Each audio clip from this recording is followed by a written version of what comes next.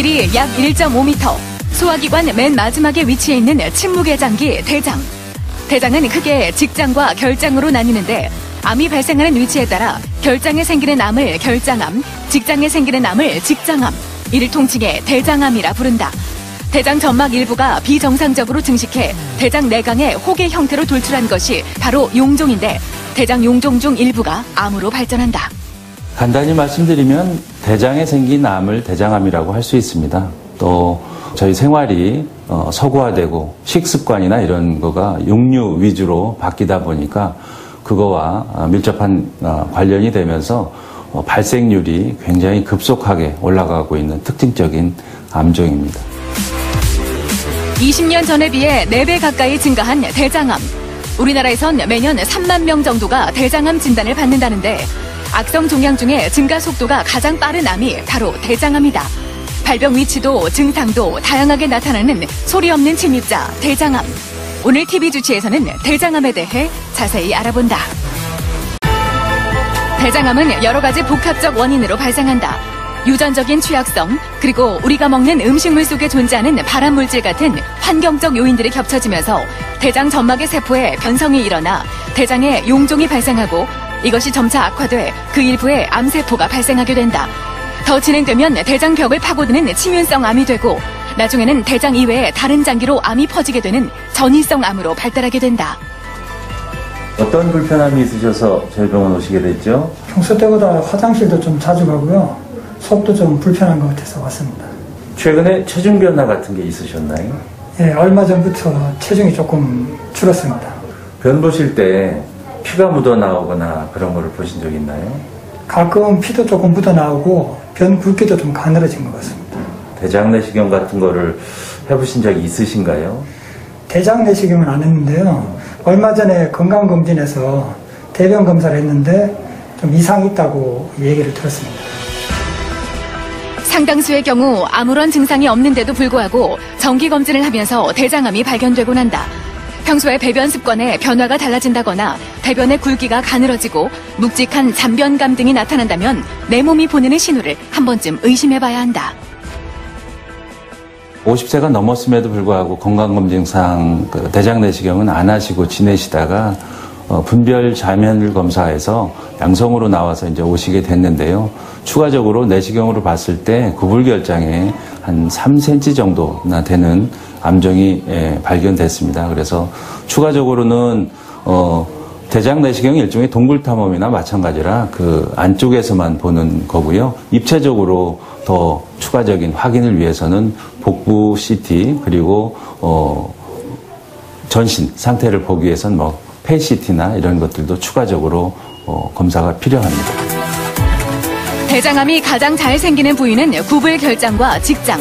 대장암 진단을 위해서는 반드시 추가적인 진찰과 검사가 필요하다. 항문 직장 수지 검사 등을 통해 전반적인 환자의 상태를 파악하고 대장암의 진행 정도 확인 및 치료 방법 결정을 위해서는 대장 조영술이나 내시경, CT와 MRI, 경항문 초음파 등을 단계별로 시행해야 한다. 퇴원하시고 댁에 가셔서 어떻게 컨디션은 잘 유지하셨나요? 예, 조금 불편했지만 가벼운 운동하면서 약 먹고 지냈습니다. 지내시는 동안 상처가 덧난다든지 또 변 보실 때 어떤 불편함이 있으셨다든지 그런 건 없으셨나요? 예, 한 번씩 확인했는데 크게 불편한 건 없었고요. 대변을 자주 보는 편이었지만 이상은 없었습니다. 식사하실 때 혹시 반찬 제한하셨었나요? 아닙니다. 처음에 이틀 죽 먹고 그 다음부터는 평소처럼 식사했습니다. 섭취하는 칼로리 총량이 크면 대장암에 걸릴 위험성이 커진다. 음식의 종류와 상관없이 섭취하는 총 칼로리가 높을수록 대장암의 위험도가 높아진다는 것이 많은 연구를 통해 밝혀졌다. 대장암은 고지방식, 육류 섭취 증가와도 관련이 있다. 이분은 상행결장암, 즉 우측대장암으로 결장 우반절제술을 지난주에 받으셨고요. 수술 후 이틀 차에 무사히 회복하셔서 퇴원하셨던 분입니다.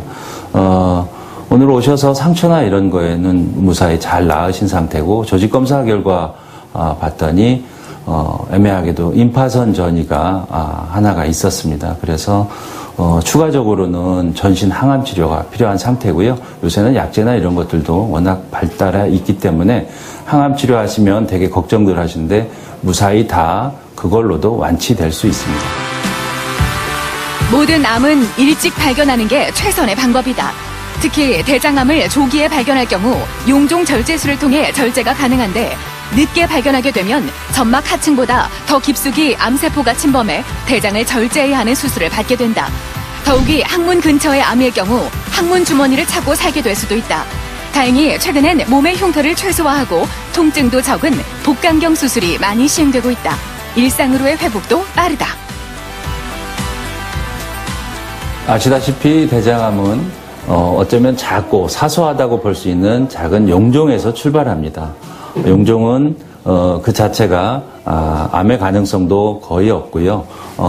내시경적인 검사로 발견만 되면 그 현장에서 용종 절제술 또는 조직 검사만으로도 제거를 할 수 있습니다. 그렇지만 그게 간과되고 커지고 뿌리내리게 둔다면 수술적인 방법 또는 더 원격전이나 이런 병변으로 갔을 때는 수술로서도 불가하고 전신 항암 치료, 방사선 치료까지도 동원해도 결과가 예후가 안 좋은 경우가 있습니다. 그렇기 때문에 문제가 커지기 전에 조기에 발견해서 해결하는 게 가장 좋은 대응책이라고 볼 수 있습니다. 안타깝게도 대장암 초기에는 두드러진 증상이 나타나지 않기 때문에 발견 또한 쉽지 않다. 혹시라도 가족력이 있다면 특별한 징후가 없더라도 정기적인 검사를 받아보는 것이 무엇보다 중요한데 서구화된 식습관과 운동 부족이 대장암의 발병률을 올리는 만큼 올바른 식습관과 규칙적인 운동, 정기적인 내시경 검사로 대장암의 공포에서 벗어나보자.